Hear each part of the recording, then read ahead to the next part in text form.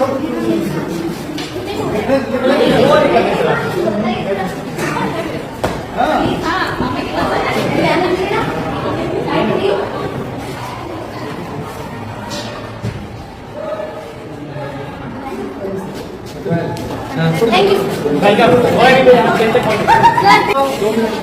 कक्ष में 600 बच्चियों को बैठा के अगर डिसिप्लिन की बात करे जाती है, बिल्कुल भी उचित नहीं है, संभव ही नहीं।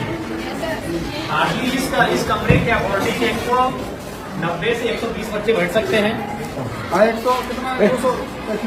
90 से 660 मतलब नामांकन है, 240 प्रेजेंट है, ये तो संभव ही नहीं कि कोई क्लास ले पाएंगे।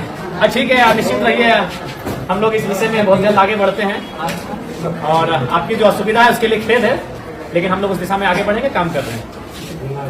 ये कौन सा क्लास है? 11 है। फैकल्टी क्या है?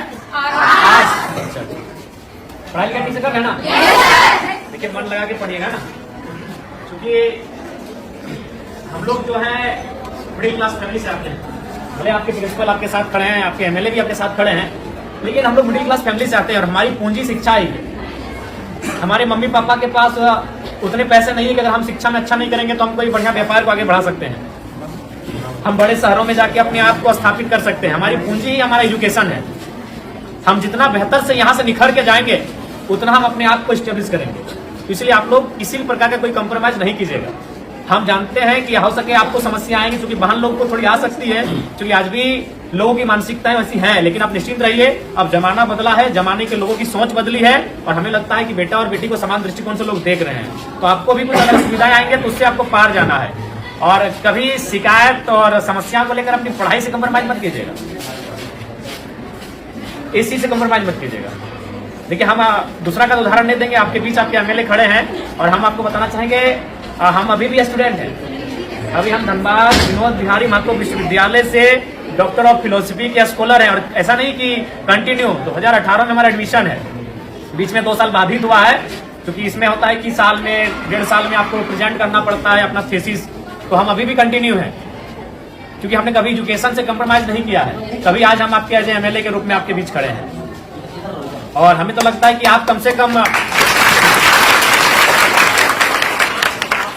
हमसे बेहतर परिवार से ताल्लुक रखते होंगे, क्योंकि हम उतना समय नहीं कि हम आपको अपनी घटना सुनाए, लेकिन संक्षिप्त में इतना बताना चाहेंगे कि हमने उस माँ ने हमें पढ़ाया है जिसने 28 साल की उम्र में अपने पति को खोया था। मात्र 28 ईयर हमारी माँ की आयु थी। हमारा जो छोटा भाई था वो मैंने गर्भ नहीं था, उसका जन्म भी नहीं हुआ, तो दुनिया उसने देखा नहीं, तो उस समय हमारे पिता को हमारी माँ ने खोया था। उसी साल हमारे दादाजी का भी देहांत हुआ था और ठीक उससे 2 साल पहले हमारी एक बहन और एक भाई, और उससे ठीक 1 साल पहले 1.5 साल पहले हमारे एक बहन का भी डेथ हुआ था। तो उस परिस्थिति में एक स्त्री ने हमारा परवरिश किया और आज आपके एमएलए के रूप में हम हैं। हमने कभी एजुकेशन से कॉम्प्रोमाइज नहीं किया है। आज भी हम स्टूडेंट हैं, आज भी हम स्कॉलर हैं। इसलिए आपको आपके एमएलए ये संदेश देना चाहेंगे कि किसी भी परिस्थिति में आप अपनी पढ़ाई से समझौता नहीं कीजिएगा। यही आपकी पूंजी है, क्योंकि आपके माता पिता अगर सक्षम है तो अच्छी बात है, हम भी शुभकामना देते हैं कि आप बहुत सक्षम हो, लेकिन ये अधिकांश ये सत्य है कि हम लोग मिडिल क्लास फैमिली से आते हैं और हमारी पूंजी पैसा नहीं है, हमारी पूंजी एजुकेशन है। आप जितना यहाँ से निखर के जाएंगे उतना बेहतर आपका भविष्य होगा। इसलिए कंप्रोमाइज बिल्कुल मत कीजिएगा। अगर आप पढ़ के जाएंगे तो कोई ना कोई रास्ता मिल जाएगा। अगर आप जमाने के अनुसार अपने आप को बनाएंगे तो कोई ना कोई रास्ता मिल जाएगा। अगर दुनिया में इतने लोग हैं तो उतना रास्ता भी है, लेकिन आप अपने आप को सुयोग्य रखोगे तब ना। इसलिए आपको हमारी शुभकामनाएं हैं, आप लोग बेहतर करें और जो भी आपकी समस्या है उनको हम जानने के लिए आपके बीच आए हैं। आपके तमाम शिक्षक प्रिंसिपल महोदय सब हमारे साथ हम लोग विजिट कर रहे हैं और जो भी समस्याएं छन कर आएगी उनको लेकर हम लोग काम करेंगे। ठीक है, तो हम ठीक है, आप पढ़ा दे दो। सबसे पहले हमारी बात को आप लोग सुनिए। 10 में है ना? देखिए, 10 में अगर आप है तो अभी ये महीना है दिसंबर का, आपके पास काफी कम समय है। इसलिए आपसे हम यही संदेश मेरा रहेगा कि आपको अभी यहाँ से पूरा अलर्ट रहना है। इसलिए बाबू साहब की देखिए, अभी जनवरी आएगा, आप कुछ दिन पिकनिक में चला जाएगा, फिर मकर संक्रांति आएगा, फिर सरस्वती पूजा आएगा। तो हमारे पास अगर देखा जाए तो काफी कम समय है और आप अभी उस मुकाम में हैं जहां अपने आप को बढ़ाएंगे। इसलिए यहाँ से आप एक ही दिन आज के बाद ढील मत कीजिएगा। और एक बात, आप जो अभी तक पढ़ाई हुआ है, जैसी बात है, सर लोग मेहनत किए, आप लोग पढ़े हैं, बहुत सारी चीजों को आप जाने हैं, उसको आप प्रैक्टिस कीजिएगा, रिवाइज कीजिएगा। जो चीजें अगर, चूंकि अभी 10 में क्या है कि 10 के जो क्योंकि इसके बाद जब आप कॉलेज जाएंगे तो वहाँ एक्सपीरियंस दिखेगा, लेकिन अभी आप ज्यादातर रट के याद करते हैं, कोई भी चीजें आपको रटते हैं, 4 बार 5 बार रटते हैं, तो उसके बाद भी अगर मान के चले आपसे भूल होता है तो उसको आप हाथ से प्रैक्टिस कीजिएगा, क्योंकि आप जितना पढ़ के रट के याद करोगे उससे ज्यादा आप हाथ से अगर लिखोगे ना 3 बार 4 बार तो उसको आप याद हो जाएगा।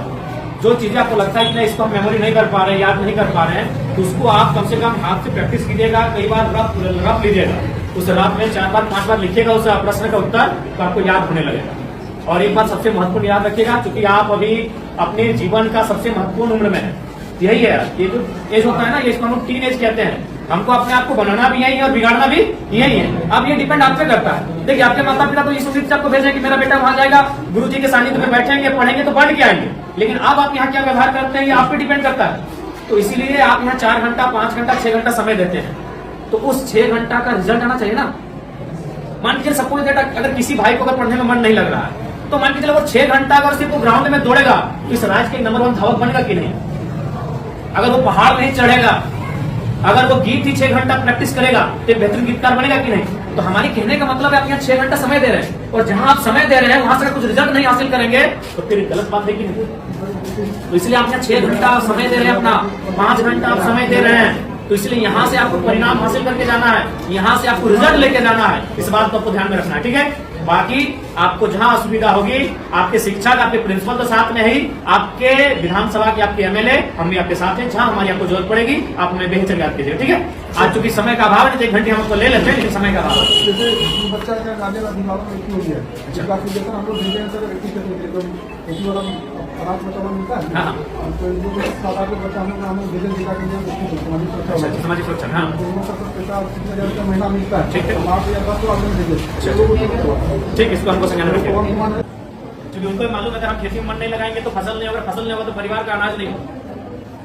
किसी को मन नहीं लगता, जब धान काटने के लिए जाते हैं पूछेगा मन लगता है, मन लगता है सिनेमा देखने में, मन लगता है मेला घूमने में, मन लगता है शॉपिंग करने में, काम में मन नहीं लगता है, वहां लगाना पड़ता है, क्योंकि वही काम आपका पहचान है, वही काम आपका कर्म है, तो मन वहां लगाना पड़ता है। अभी आपका कर्म है आपका शिक्षा अर्जन करना, ये आपका कर्म है, इसलिए आपको मन लगाना पड़ेगा। और लगता है तो अच्छी बात है, अगर लगता है तो अच्छी बात है, और नहीं लगता है तो लगाना पड़ेगा।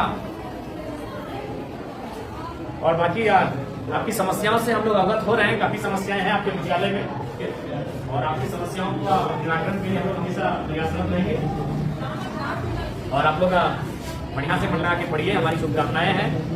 अगर कुछ समस्याएं होंगी आप सीधा हमसे संपर्क कीजिएगा, और बेहतर अपनी बात को रखिएगा, डर भय मत कीजिएगा कि हम आपके एमएलए हैं, हम आपके एक सहयोगी के रूप में आपको दिशा पथ प्रदर्शक के रूप में आए हैं, आप बेहतर हमें याद कीजिएगा, ठीक है। और एकदम मन ध्यान लगा